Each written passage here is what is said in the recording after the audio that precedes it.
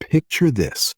We're deep in the creepy, shadow-drenched frontier forest, where our protagonist, Ragna Brave, is rocking his high-collared uniform and casually crushing a glowing pink demon bug into cosmic glitter with his bare hands. Talk about a hardcore introduction, which is hilarious because the narrator immediately pipes up to drop some major exposition.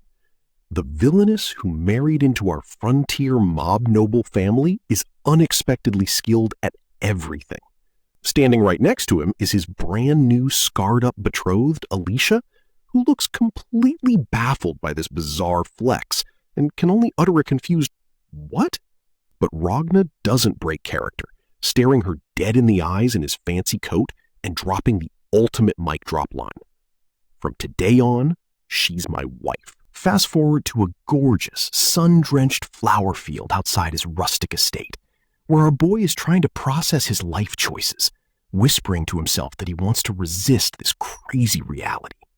It's the classic setup for a brand new fantasy series, complete with the narrator shouting out the original creator credits and hyping up a story about saving a doomed villainess.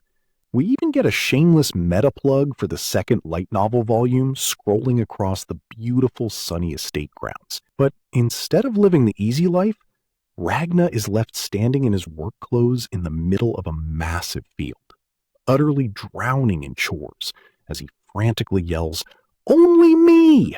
Cut to Ragna slumped over a massive wooden desk in his sun-drenched study, violently scribbling with a feather quill, because apparently magic and swords don't exempt you from taxes and cursed municipal paperwork. He's screaming internally about being chased by inefficient bureaucracy in an isekai world, when his stoic butler, Sebas, wanders in to casually drop a massive vibe killer. Most of the people in the mansion have died in battle. Ragna turns around, desperate for a lifesaver, and gasps, "Sebas!" He literally begs the old man to help him plow through the document mountain. But Sebas just hits him with the classic "not my job" face, reminding him that being the new lord means inheriting all the stress. Welcome to the Brave territory, a chaotic frontier zone where massive bear monsters and rival nations are constantly throwing hands in bloody skirmishes. It's a literal dead zone filled with giant bull beasts and creepy multi-eyed spiders, which is why other snobby nobles call it the land to be abandoned. Sebas admits he's shocked anyone in Ragna's family can even read, let alone handle paperwork, prompting Ragna to sigh that his deceased dad and older brothers were pure muscle-brained warriors. Our poor protagonist was literally raised as a toddler-sized killing machine, drilled exclusively on how to slaughter monsters, while facing down drooling giant orcs with a tiny training sword. But that brutal training regime went up in smoke when his entire family got wiped out in a war a month ago, leaving him as the sole survivor to inherit this dumpster fire estate. Frustrated by his ruined dream of living a carefree adventurer life in a dungeon, he flips his desk in a spectacular anime rage. But Sebas ruthlessly reminds him he still has an elite duty to fulfill. The old man explains that while they have great monster loot and local weapon shops, savage boars ruin their mountain development, and neighboring nations keep burning their fields, leaving them zero self-sufficiency. Ragna anxiously straightens his tie, realizing he has to travel all the way to the royal capital's fancy academy just to kiss up to snobby high society elites and beg for food stamps. He gets a hilarious chibi vision of himself begging like a pathetic puppy and sweats nervously, wondering if he can actually pull off this diplomatic grind. Clutching his hair in despair, he complains that his family only specializes in physical combat stats and begs to skip school, but Sebas instantly shuts down his truancy dreams. Left with no choice, Ragna rests his chin on his hand and sighs, asking what else is wrong. Sebas puts on his most serious face, stating he has some highly critical news to deliver that directly concerns Ragna's immediate survival. Still trapped in the suffocating study, Ragna is hit with a massive plot twist when the butler drops a bombshell, A marriage proposal has arrived, leaving Ragna completely frozen as a spooky phantom bride floats through his imagination. He panics, pointing out that this arranged marriage is way too sudden. But Sebas calmly explains that feudal lords have to do feudal things. Ragna's eye twitches as he groans in sheer stress, remembering how his dead older brothers had also been betrothed to fancy ladies. The butler notes those high-class snobs absolutely loathed this dirty frontier, showing clear relief when they were told they didn't have to visit. In fact, they didn't even bother to show up for the family funeral, which Ragna furiously rants about while buried under his paperwork. Angrily snapping his quill pen in half, Ragna mutters about putting an end to it, prompting a swift scolding from Sebas about his homicidal tendencies. Ragna tries to play the sympathy card with a sheepish smile, cheering himself up by shouting that he'll be living far away in a cozy school dormitory anyway. He plans to only return during holidays to manage the territory, but the sheer crushing weight of that double life schedule makes him faceplant onto his desk in despair. He begs Sebas to just reject the proposal because his schedule is already maxed out. But Sebas casually hand-delivers a fresh pen and says that declining is a one-way ticket to ruin. Why? Because the offer is from the insanely powerful Oldwood ducal family, the literal sugar daddies who fund their weapons and food supply. Ragna's brain short-circuits as he gasps, "Huh?" He desperately begs Sebas to confirm their low-tier Earl ranking, knowing a duke outranks them by a mile. Sebas coldly confirms the match is legally fine, forcing Ragna to scream that they are frontier Earls, which is basically dirt tier. Suddenly, the name Oldwood triggers a massive core memory, and Ragna's eyes widen as he realizes he knows this world. His mind flashes back to his childhood, when an orc hit him so hard that a magical light unlocked his suppressed memories. He realized he had been reincarnated inside a literal video game from his past life in Japan. He recalls his old self stretching on his bed, right next to his handheld console and a stack of books. This wasn't just any world. It was a cliché otome romance game where a commoner heroine seduces elite capture targets. However, this game was notoriously battle-heavy, featuring constant combat instead of sweet romance, leading to the royal capital being burned to a crisp by the final act. His past gamer self used to rage at the screen because of a highly toxic, annoying villainess who constantly ruined his playthroughs. That antagonist was Alicia Oldwood, the Duke's highly talented daughter and the Crown Prince's original fiancée. She looked perfect, but possessed a trash-tier personality, routinely sneering, "A lowly commoner like you," and pointing her finger while shouting, "Know your place." She and her mean girl squad harassed the heroine daily, with her bullying escalating to toxic heights as the story progressed. It created endless drama on campus, until it finally culminated in a formal magic duel over the prince. Alicia got absolutely wrecked, resulting in her public ruin and her engagement getting canceled on the spot.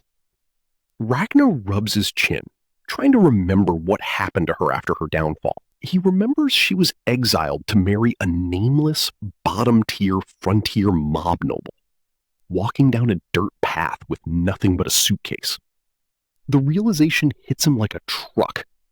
His family's crappy estate is the exact trash can where they dump the disgraced villainess. As the morning sun rises over his snowy, miserable territory, Ragna collapses onto his bed in absolute horror. The prospect of living with a legendary toxic drama queen makes his stomach turn, and he can already imagine her standing in his room shouting verbal abuse at him daily. Realizing he has to attend the academy with this ticking time bomb of a woman, he screams about his impending despair, only for Sebas to ruin his panic attack by announcing that she has just arrived.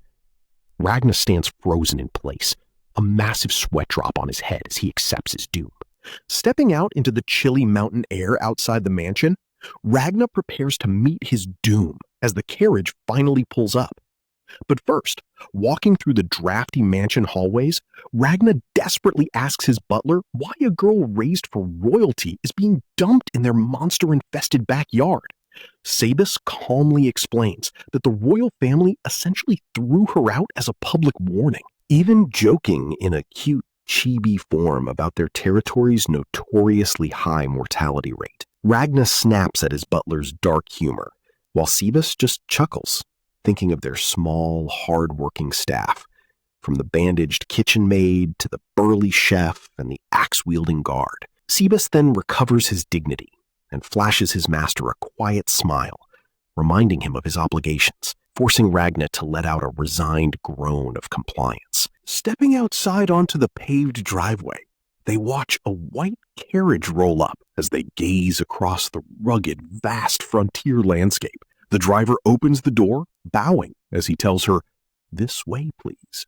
And Alicia steps out, holding her elegant dress. But when she steps into the light, Ragna gasps in horror at the massive, raw burn scar covering the left side of her face, which immediately makes him flinch in shock. Sebas immediately chops Ragna's neck for being incredibly rude, politely bowing to introduce himself. Alicia looks at Ragna with dead, hollow eyes, noting that he reacted to her face just like everyone else. Feeling like an absolute jerk, Ragna stammers a panicked question about her burn, then quickly backtracks to tell her she doesn't have to talk about it if she doesn't want to. He quickly tries to smooth things over by explaining that in their violent, monster-infested territory, battle scars are actually super common. Alicia's eyes dilate in shock, uttering a confused, "Common?" which Ragna warmly confirms, while explaining that their harsh land is filled with scarred soldiers. He secretly guesses she got the burn during her legendary duel defeat, while Alicia looks down, whispering that it's a massive scar.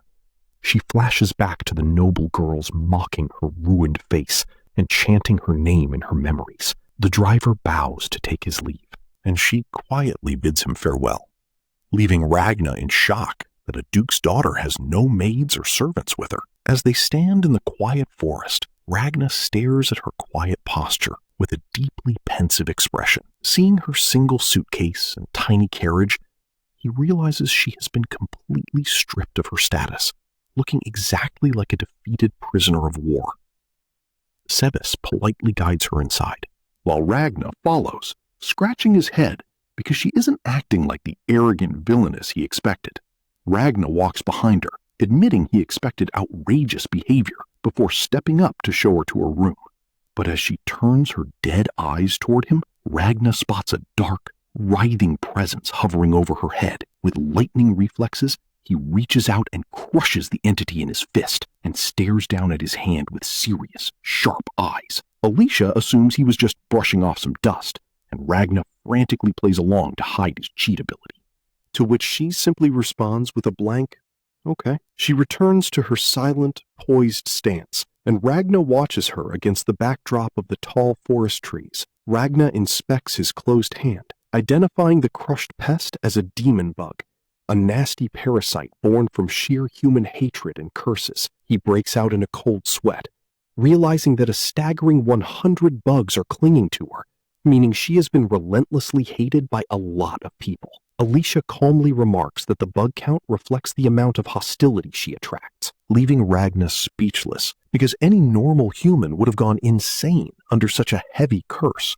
prompting him to narrow his eyes with intense focus as he analyzes her. He realizes he needs to rethink things.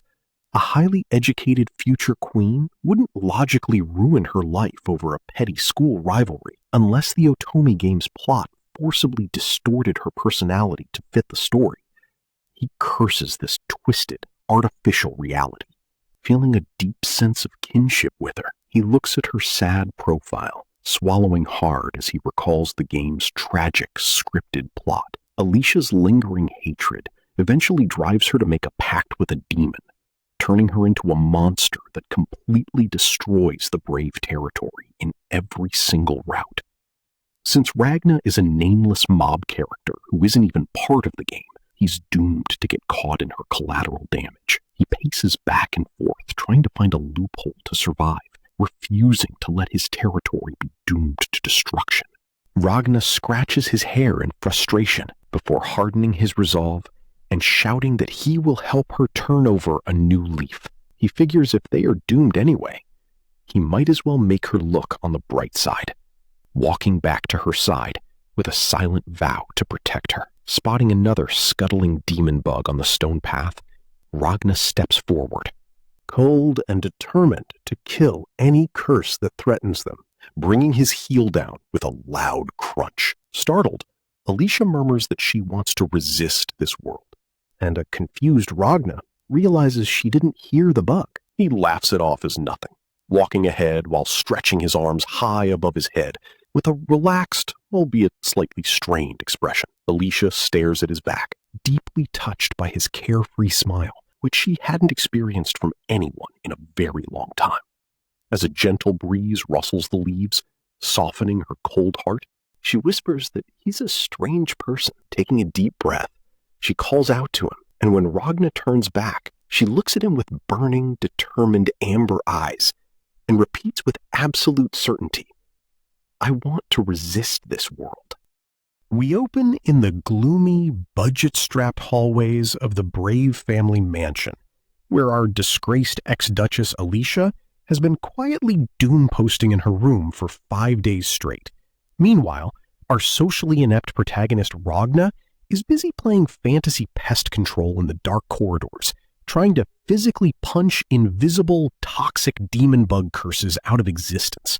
The local infestation is so bad that Ragna is literally losing his mind.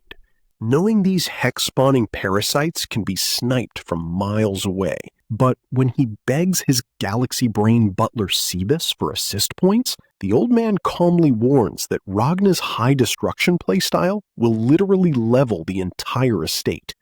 Since nuking his own base isn't an option, Ragna contemplates tracking down the enemy's spawn point to murder the source, but Sebas drops some truth bombs. The real issue is Alicia's broken heart, which is acting like a high-tier aggro magnet for these bugs. Our meathead hero has 0 points in emotional intelligence, having spent his childhood speed-running monster hunts and aggressively wrestling his brother, leaving him genuinely clueless about how normal teenagers act. Fortunately, the butler promises to carry this quest with a genius icebreaker plan. Cut to the next morning, where Ragna stands awkwardly in the hallway with a breakfast cart, attempting a polite knock. He tries to channel those elegant, high-society tea party vibes Sebas told him about, but immediately fails the stealth check, bashing the door and screaming at the top of his lungs like an unhinged gym bro that breakfast is mandatory. An incredibly annoyed Alicia slams the door open, begging him not to break the woodwork, which at least relieves Ragna's internal panic that she had rage-quit life.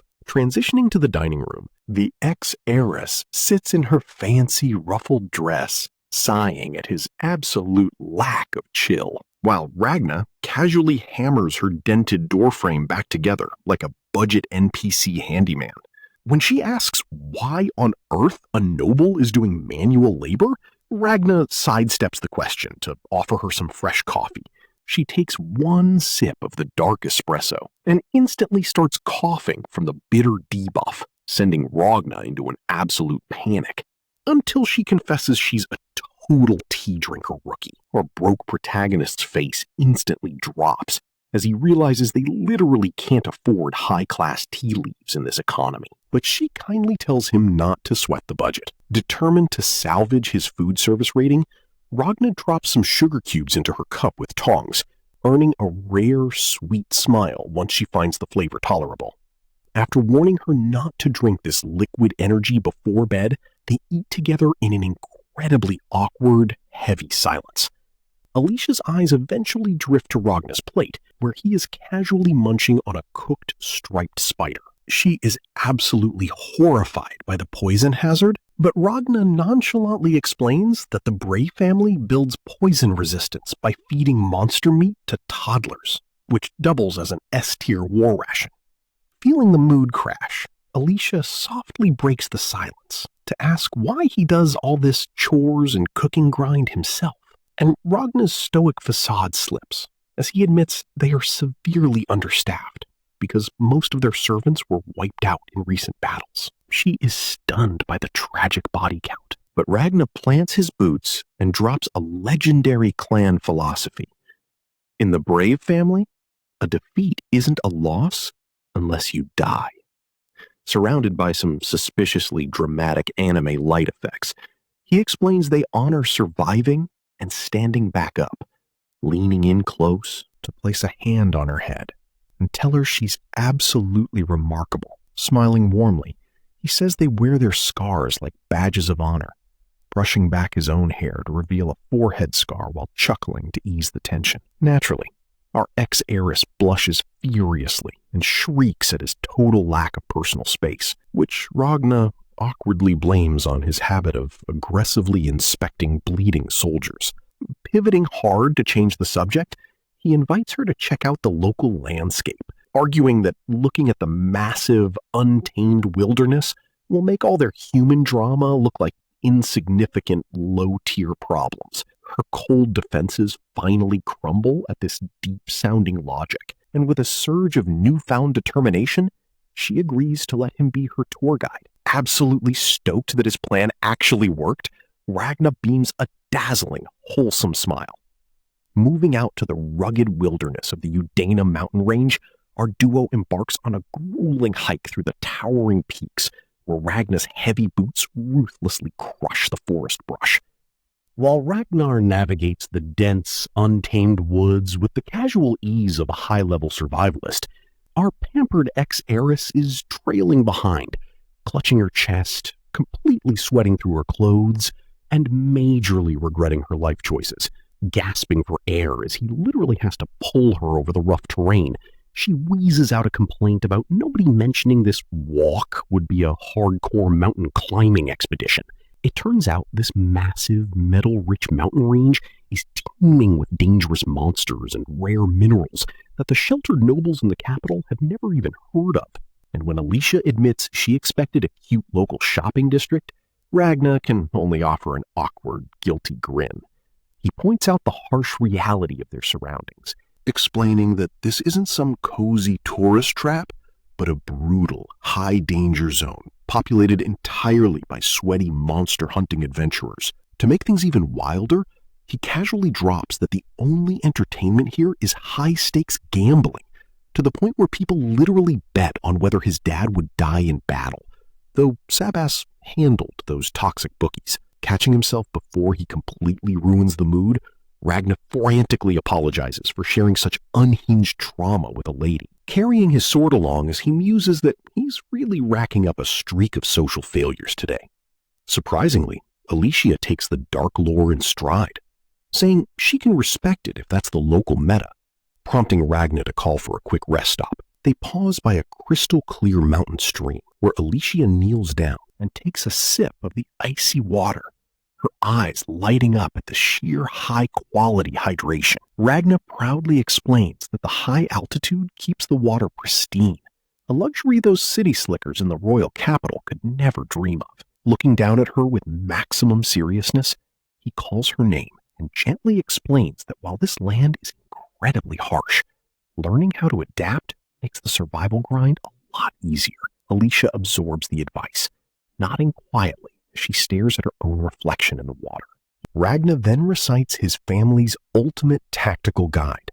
Know your enemies, know your allies, never underestimate them, and learn everything you can if you don't want to get wiped. The sheer pragmatism of his words rings familiar to her, and Ragna confirms this is the official Brave family meta strategy. Finding comfort in his survivalist wisdom, Alicia gives a soft nod of agreement. Ragna stands tall on a rocky cliff, declaring that in this unforgiving territory, everyone makes their own choices and fights desperately for what they believe in. Watching the local NPCs grinding out their hard daily labor, Alicia admits the people here don't look miserable like the rumors claimed. Ragna's expression softens with relief, knowing his people's stoicism is just a side effect of their high-stakes daily grind. Still, he wants her to lighten up, joking that it's totally fine to laugh at the absurdity of a place where people gamble with their lives for fun. Before she can even process his weird humor, Ragna suddenly parkours onto a high rock like an overactive shonen protagonist, telling her to hurry up because the final destination is just ahead. Desperately reaching out to keep up with his insane energy, Alicia playfully calls him out for telling her not to laugh, and then immediately telling her to laugh. But as Ragnar's warm, calloused hand closes around hers to pull her up the final slope, Alicia can't help but smile, realizing that this weirdly intense guy is actually the ultimate companion she could have asked for. Up on the scenic mountain ridge, things suddenly take a bizarre, glitchy turn when Alicia's vision is warped by creepy, digital-looking black corruption lines cutting through the air. Her chest tightens as this unnatural system error swarms her. But the weird visual glitch immediately vanishes as the sun breaks through the clouds, bathing the endless mountain peaks in a gorgeous golden sunset. Swept up in the sheer cinematic beauty of the view, a soft "wow" escapes her lips. Ragna turns to her with a proud, wholesome smile, admitting this scenic spot is his absolute favorite place in the world. He immediately gets to work unpacking a wicker picnic basket to set up a light snack, but Alicia has other things on her mind, asking if she can ask him something. Walking beside him along the glowing ridge, she gently suggests that they drop the formal honorifics entirely. Ragna awkwardly rubs his neck, agreeing that he isn't used to formal speech either, though shifting to casual talk is clearly a struggle, making him stammer and wave his hands in a flustered panic. Alicia lets out an amused huff, adjusting her hair clip, and tells him that in a brutal frontier like this, worrying about formal etiquette is a total waste of memory space. Ragna sheepishly concedes the point, letting his hands fall with a soft grin. But the light-hearted vibe quickly evaporates when Alicia stops walking and stares into the distance. Haunted by her past, she asks a heavy, existential question about what to do when your carefully calculated choices lead to absolute disaster and soul-crushing regret. She turns to him, the setting sun highlighting her massive burn scar. Ragna goes completely stoic, giving her his full attention, while Alicia's mind flashes back to the ultimate cringe compilation of her life, the public annulment of her engagement where the entire court laughed at her. She shifts her weight painfully and asks if time really heals all wounds, or if that's just a cope. Closing his eyes to think of the battlefield, Ragna drops some harsh truth. Choosing one path means losing the other, and there's no reset button for what's already lost. He pictures his fallen comrades, adding that what's gone is gone, and nothing can be done. Alicia searches his eyes, asking what happens when your entire build is deleted, and you have absolutely nothing left. She thinks of her entire life spent grinding library books to be the perfect future queen, and how empty she feels now that her life's purpose has been deleted. She feels incredibly small on the path, her composure completely cracking. The sheer grief and anger of her ruined life finally trigger a massive emotional breakdown as she screams that the Duchess Alicia is already dead, causing a terrifying, swirling storm of shadowy demon bugs to manifest around her, like a literal boss fight phase transition. Terrified by her own outburst, she instantly clamps a hand over her mouth and tries to apologize for the unpolished remark, though the dark, glitchy curses continue to hover menacingly around her head. Ragna physically winces from the crushing mental debuff of the bugs, realizing he can't just punch her trauma away. But then, Sebas's voice echoes in his mind, reminding him to stop being a clumsy idiot and just be honest. Drawing strength, Ragna squeezes his fist tightly. He looks up at her trembling figure, calling out her name. He steps right into her personal space with a massive blush, declaring with absolute certainty that he will protect her forever. Alicia is completely frozen. Her mouth falls open in absolute shock as she squeaks out a confused, "Huh?" Ragna doubles down, stepping even closer to promise that even if the Duchess is dead, she is now Alicia of the Brave family, and he will protect her no matter what. The sheer intensity of his delivery makes Alicia burst into a soft chuckle, teasing him that his line sounded incredibly rehearsed. Ragna instantly deflates with a sheepish grin, admitting he literally practiced delivering a dashing line for this exact moment. He looks away defensively, mumbling that he did some image training to copy those smooth, high society capital boys. Alicia gives him a classic deadpan look, asking what kind of dork actually practices romantic speeches. Ragna slumps his shoulders completely in defeat, groaning that all his hard work was wasted. However, the dark curse bugs completely evaporate as she watches him with a soft expression. She turns away with a beautiful blush, admitting that she actually doesn't hate his straightforward approach. Ragna's heart does a violent flip as his face flushes deep crimson. Alicia looks back at the beautiful peaks with a serene calm, agreeing she was probably overthinking things. She extends her pinky finger, asking if he'll still keep his promise, even when they return to the academy and face a mountain of high society toxicity. Ragna's confident smile returns instantly as he locks his pinky with hers, boasting that dealing with haters is his specialty. With an expression of sheer triumph, he lets out a proud cheer. Ragna suddenly points to the sky and screams, "Onyx!" at the top of his lungs. Alicia jumps in sheer confusion, stammering as she tries to figure out what's happening. She slowly turns her head to follow his gaze. The clouds part as a colossal, terrifying black dragon descends, shaking the very ground as it booms that it has witnessed Ragna's vow. They stand together like tiny specks on the cliff against the towering majesty of the beast. Alicia stares up in rigid, wide-eyed horror, while Ragna stands proudly with a hand on his hip. With a cheerful grin, Ragna gestures at the monstrous dragon, introducing his friend, Onyx. Utterly oblivious to her terror, he happily explains he wanted his dragon buddy to witness their vow. Alicia's brain completely short-circuits as she squeaks out a final confused, "Huh?" The sheer shock of the legendary beast is too much for her, and she collapses flat on the grass. Ragna's grin vanishes as he throws himself beside her in pure panic, screaming her name and waving his hands wildly. Onyx lowers his massive head and puffs a disdainful ring of smoke, grumbling about how weak the girl is. As the sun sets, Ragna can only sigh, realizing their highly unusual first date ended with a dramatic bang, but left them with plenty of future grinding.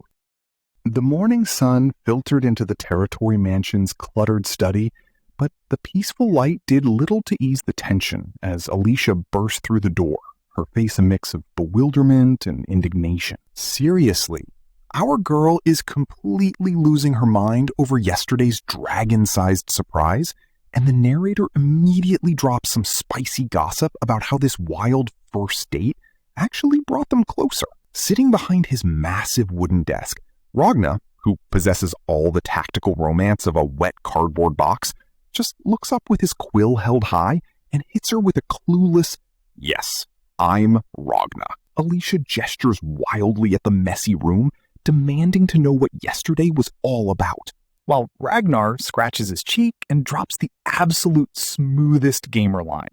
He genuinely thought making a vow in front of a giant, terrifying dragon would be romantic. Alicia is still haunted by the memory of the massive black-scaled beast soaring through stormy skies, prompting our clueless protagonist to blink and ask if she's talking about Onyx. He calmly explains that Onyx is just a friendly local dragon living in the mountains, quietly adding that he's glad she's okay, which only makes her scream inside because of how ridiculously chill he is. But hey, Ragna is all about optimizing safety, assuring her that the dragon's blessing literally vaporized the local demon bugs. Sebas, the ultimate deadpan butler, adjusting his glasses, casually drops the lore that Ragna previously tied with this god-tier boss in a one-on-one duel. Ragna's sweat drops, muttering that he almost died, though he shrugs it off because negotiation worked. Alicia suddenly feels like a total clown for overreacting,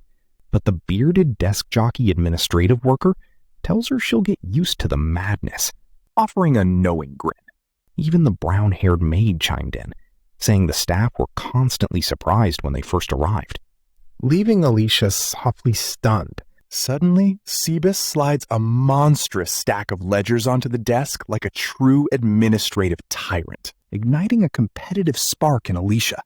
While Ragna stares at the numbers, grumbling that Alicia steps up like a true accounting prodigy and demands he lend it to her. Ragna tries to warn her that even with his modern world cheat knowledge and his past failures managing basic RPG inventories, this spreadsheet nightmare is going to take forever.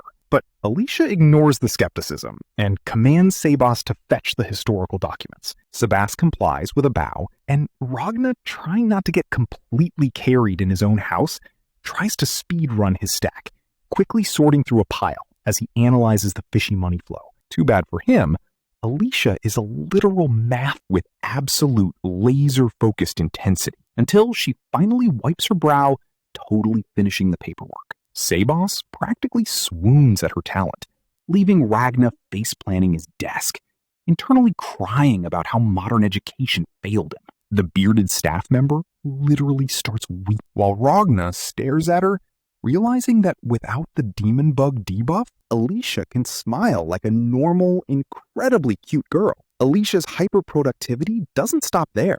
She's soon seen organizing heavy books in the library with a dark-haired maid, leaving even the buff gardener outside wiping his brow in sheer disbelief at her sudden work ethic. Rolling up her sleeves, Alicia cheerfully announces she's going to help clean the mansion next, which causes the entire administrative staff collective to scream in sheer unified panic. The brown-haired maid flails her arms, crying that she can't let a highborn lady do manual labor, but Alicia proudly declares she wants to live freely as a normal human and experience things she never could. The maid desperately chases her as she grabs a broom, while Sebas wipes a proud tear and tells Ragna it's time for them to grind too. Ragna, looking at the newly doubled pile of ledgers, groans about Sebas being a literal demon, before noticing a weapon shop's suspiciously high prices. But Sebas, with absolute cold-blooded composure, just smiles and says he's hardened his heart and left the heavy lifting for him. Later that afternoon, inside the quiet mansion office, Ragna squinted at the ledger's ridiculous prices, his gamer brain immediately flagging a major economic anomaly. He points out that this suspicious capital-based weapon shop opened the exact day Alicia arrived, deducing they are pulling a classic high-end tourist scam by selling basic consumables as rare treasures. Sebas drops the serious plot hook, explaining these guys are definitely spies, sent to keep a creepy eye on Alicia. Naturally, our boy Ragna decides it's time to pluck this weed before it sprouts. Under the cover of darkness, Ragnar creeps around the stone corner of the weapon shop, stepping out with narrowed eyes to scan the quiet streets. Sebas, standing right behind him in full butler drip, warns him to watch out because these guys have some high-level muscle. When a sweat-dropping Ragnar asks where he got that intel, Sebas calmly credits a local adventurer.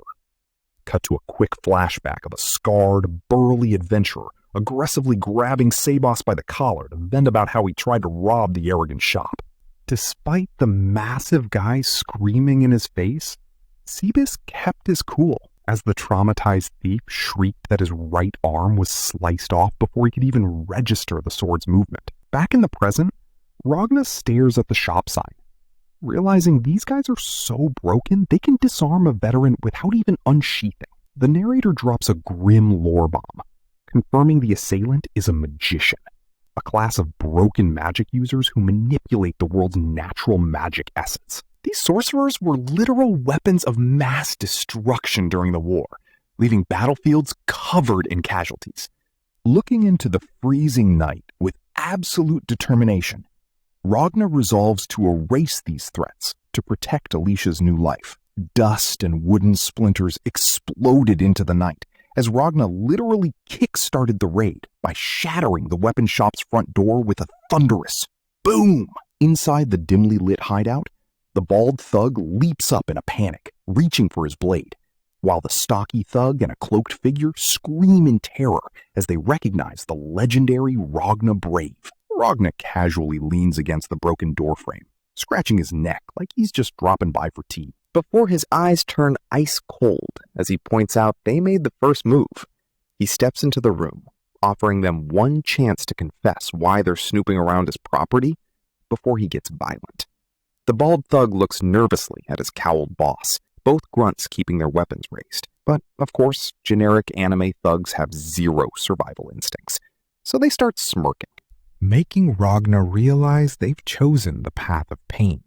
The stocky thug tries to play dumb, and the bald one sneers that if they just silence him, there won't be any witnesses. Ragna stands completely unbothered as the two thugs leap forward, calling him a naive third son. Big mistake. Ragna's reflexes are absolutely cracked. He counters the stocky thug's jump slash with a brutal kick, followed by a face-shattering punch that sends him flying across the room. Suddenly, slow clapping echoes from the shadows. Ragna stands over the twitching body, turning his head to see a sinister magician draped in a dark hood. This creepy bug wizard mockingly praises Ragna's youthful strength, but Ragna just coolly addresses him. The magician asks a single condescending question, with Ragna silently confirming this guy is the main boss of the territory's troubles. When the wizard asks how Alicia's doing, Ragna's tone drops to a murderous whisper. The hooded weirdo bursts into a psychotic, high-pitched laugh, clutching his head as a monstrous praying mantis manifests behind him, screaming about how he loves imagining the genius Alicia suffering under his curse. After a brief flash of Alicia's school days surrounded by sketchy cloaked figures, Ragna grips his sword hilt and whispers, "It's you!" Moving with explosive speed, Ragna grabs the wizard by the collar and slams him against the wall, roaring about how he's the spammer who kept sending those annoying demon bugs day after day. Ragna proudly tells the trembling villain that the current Alicia is loved, happy, and living her best life, adding a smug, "Too bad for you." The giant mantis crashes through the masonry, forcing Ragna to jump back, while the wizard chuckles in delight, but immediately spirals into mad denial about Alicia smiling. The villain hysterically screams about the continuous curse he sent her daily, but Ragna just drops a cold. That's right. The wizard orders his bug to attack, but Ragna blocks the razor-sharp claws effortlessly. The magician panics over why his attack won't cut, only for Ragna to dominate him, stating everything they do is useless. With a powerful swing, Ragna slices down the giant bug, dedicating the strike to the adventurer's lost arm, and follows up with another slash for all the pests sent to his lawn. The magician collapses, gasping in pain, as Ragna pins him down and offers to spare his life if he names his employer. Terrified of this absolute unit, the wizard squeals that the Duke's family is behind it all. Ragna calmly thanks him and delivers a non-lethal, brain-scrambling knockout blow for the trouble caused to Alicia. As the magician lies defeated in the corner, muttering pathetic curses, Ragna simply shadows his eyes and mutters, "I'm already cursed." Right on cue, Sebas appears in the doorway, asking if the trash has been cleared. Ragnar sheathes his sword and asks him to handle the cleanup, and the perfect butler obliges with a polite bow. Stepping out into the cool midnight breeze, away from the ruined shop, Ragnar stopped on the dusty path and turned to his butler with a dead serious expression, saying he has a question. While Sebas listens thoughtfully under the faint moonlight, Ragna asks how they can keep Alicia close when they transfer to the academy. However, the elderly butler's mind immediately takes a wild detour into the gutter, awkwardly asking if he means cohabitation and warning him about teen pregnancy. Ragna's face instantly explodes into a bright red blush as he frantically waves his hands, screaming that he just wants to be in range to protect her from assassins. Having successfully embarrassed his young master, Sebas immediately regains his perfect composure and nods sagely, leaving a tired Ragna to sigh in the quiet night. Walking down the empty street, Ragnar looks down at his boots, wondering if he's ever gone this hard since avenging his dad. He stops, hand on his sword, pondering when his heart became so cold and unfeeling, only to immediately ruin his own edgy moment by pulling a comically confused chibi face. Shaking off the cringe, he heads home, wondering if he'll even fit in at school. Meanwhile, inside her cozy, lamp-lit bedroom, Alicia reviews her notes, clutching them to her chest as she prepares to share vital academy info with Ragna. Safe to say, as the night deepens, these two are definitely simping for each other under the starry sky. The video ends here, but the story isn't over yet. Like the video if you're ready for the next part.